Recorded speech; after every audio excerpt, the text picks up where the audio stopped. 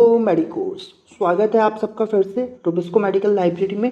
देखिए, आज के लेक्चर में अपन पढ़ने वाले हैं मॉर्फोलॉजी ऑफ सेल इंजरी। अभी तक अपन ने सेल इंजरी के पैथोजेनेसिस अपन ने पढ़ लिया है, हर एक तरीके की सेल इंजरी अपन ने पढ़ ली है, उसका मैकेनिज्म पढ़ लिया। अपन ने इश्यमिक हाइपोक्सिक इंजरी पढ़ लिया, अपन ने उसमें रिवर्सिबल और इरिवर्सिबल इंजरी पढ़ लिया। इसके अलावा अपन ने इश्यमिक रेपरफ्यूजन इंजरी भी पढ़ लिया। अभी तक अपन ने ये देखा कि भाई ये इंजरीज होती कैसे है, किन रीजंस की वजह से हो रही है, पूरा मैकेनिज्म इनका समझा। अब अपन ये पढ़ रहे हैं कि जो रिवर्सिबल और इरिवर्सिबल सेल इंजरी होती है उसके अंदर सेल की मॉर्फोलॉजी कैसी होती है, मतलब सेल इन इंजरी की वजह से कैसा दिखेगा।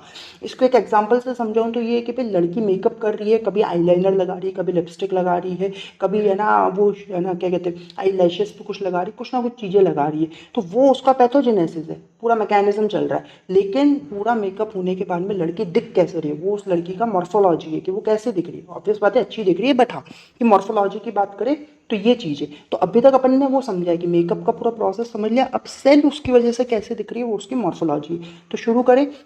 देखिए, रिवर्सिबल सेल इंजरी के अंदर जो मॉर्फोलॉजी होती है वो चार तरीके की हो सकती है।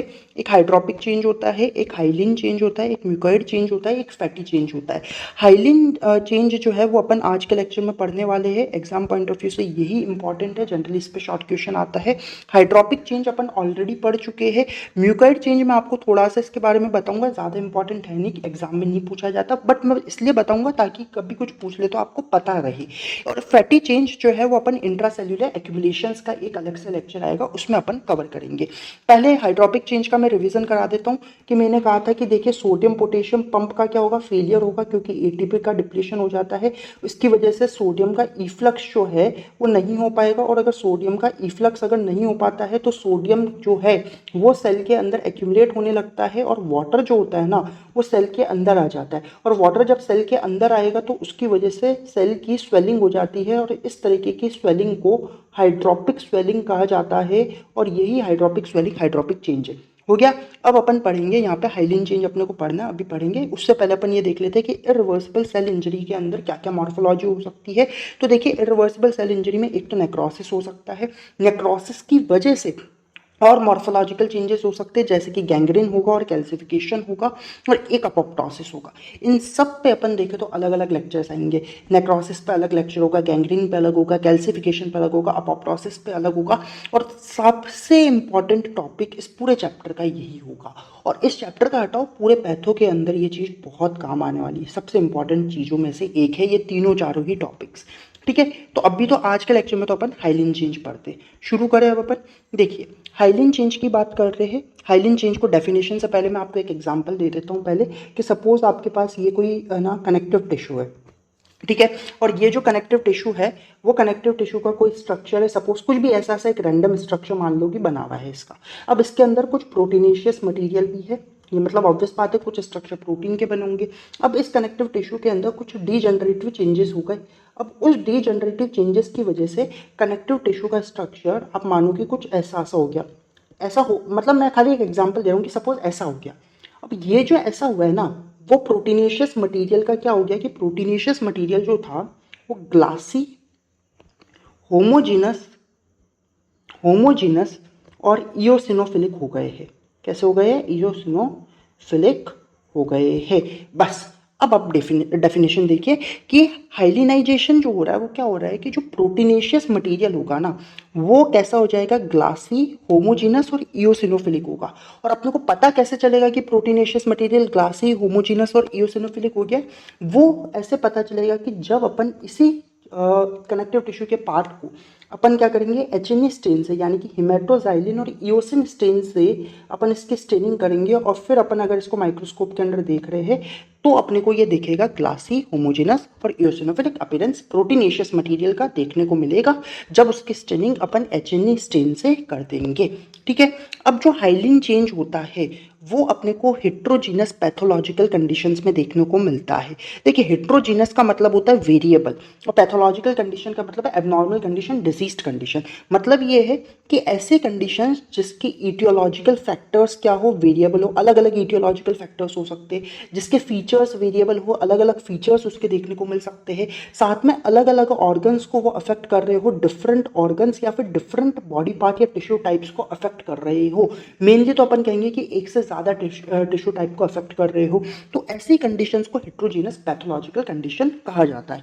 ठीक है, अब देखिए जो हाइलिन चेंज है वो दो तरीके के हो सकते हैं, एक इंट्रासेल्युलर हो सकते हैं तो एक एक्स्ट्रा सेल्युलर हो सकते हैं। रटने वाली चीज़ है कि क्या क्या होते हैं, एग्जाम्पल अपने को रटने हैं मेनली। तो अब देखिए इंट्रासेल्युलर हाइलिन क्या क्या होते हैं। तो इंट्रासेल्युलर हाइलिन जो होते हैं वो अपने को एपिथेलियल सेल्स में देखने को मिलते हैं, और इसके एग्जाम्पल क्या क्या आ सकते हैं। एक तो आएगा हाइलिन ड्रॉपलेट्स, जो कि पीसीटी में अपने को देखने को मिलेगा, प्रॉक्सिमल कॉन्वोल्यूटेड ट्यूब्यूल के अंदर। क्यों देखने को मिलेगा?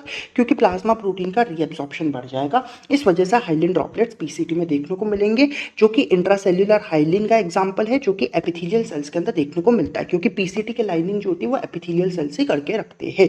ठीक है, अब देखिए यहाँ पे दो एग्जांपल आ रहे हैं, एक ज़ेंकर डीजनरेशन है, एक रसल बॉडी। दोनों इंपॉर्टेंट है, वाइवा में कभी कभी ये चीजें पूछी जाती है कि रसल बॉडीज क्या होती है, ज़ेंकर डीजनरेशन क्या होता है। तो अपन समझिए, देखिए ज़ेंकर डीजनरेशन जो होता है वो रेक्टस एब्डोमिनस मसल का हाइलिन डीजनरेशन जो हो रहा है। रेक्टस एब्डोमिनस मसल कहाँ प्रेजेंट होगी?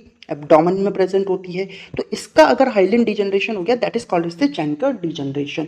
और इसका ज़ेंकर डीजनरेशन अपने को टाइफाइड फीवर के अंदर देखने को मिल सकता है।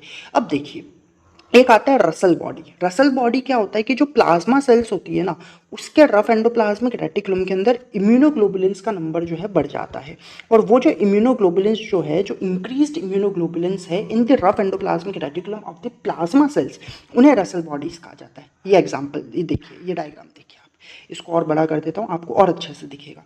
ठीक है, ये डायग्राम दिख रहा है आपको? ये आप देखिए कि ये आपके प्लाज्मा सेल्स है, दिख रहे हैं आपको? ये प्लाज्मा सेल्स है। अब यहाँ पे देखिए, ये दिख रहे हैं आपको? ये रसल बॉडीज है, जो क्या है आपके इम्यूनोग्लोबुलिन्स है इन आरडीआर ऑफ प्लाज्मा सेल्स। ठीक है, समझ आया बात? ये होते हैं आपके Russell bodies. Next intracellular hyaline के बाद अपन बात करेंगे एक्स्ट्रा सेल्युलर हाइलिन की। एक्स्ट्रा सेल्युलर हाइलिन के अंदर हाइलिनाइजेशन देखने को मिलेगा। मतलब क्या है? इंट्रा सेल्युलर हाइलिन तो सेल के अंदर हो रहा है, लेकिन एक्स्ट्रा सेल्युलर हाइलिन जो है ना, वो सेल के बाहर हो रहा है। तो पूरा का पूरा हाइलिनाइजेशन जो ग्लासी इओसिनोफिलिक और अपन देखिए होमोजेनस अपीयरेंस देखने को मिलेगा प्रोटीनेशियस मटेरियल का, वो एक्स्ट्रा सेल्युलर हाइलिन में देखने को मिलेगा। और extra cellular hyaline connective tissue में देखने को मिलता है। इंट्रा सेल्युलर तो आपके एपिथेलियल में देखने को मिल रहा है, लेकिन जो ऊपर वाला एग्जांपल मैंने दिया था वही मेनली हाइलिनाइजेशन उसके लिए यूज में लिया जाता है, और वो कनेक्टिव टिश्यू में देखने को मिलेगा। अब इसका एग्जांपल क्या हो सकता है? तो एक तो हाइलिनाइज्ड ग्लोमेरुलाई हो सकता है इन द क्रॉनिक ग्लोमेरुलोनेफ्राइटिस। ये आपके क्या होता है, ये अपन जब सिस्टमिक पैथो पढ़ेंगे तो ही समझ आएगा, अभी आपको रटना पड़ेगा। तब भी मैं आपको एक डायग्राम दिखा रहा हूँ, ये आप डायग्राम देख सकते हैं। ये देखिएगा आप, ये डायग्राम देखिए आप, यहाँ पे आपको हाइलिनाइज्ड ग्लोमेरुलाई दिख रहा होगा।